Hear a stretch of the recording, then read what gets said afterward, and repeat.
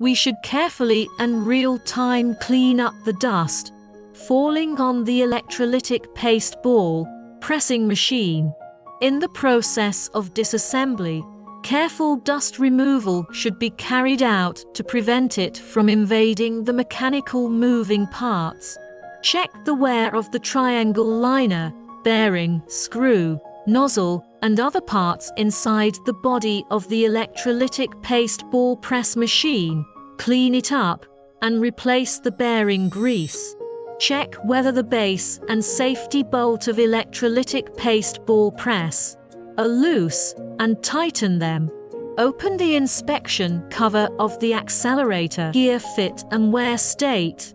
If we find that there is a large pressure change in the oil pressure of the electrolytic paste pressure ball oil cylinder, new oil should be injected in real time.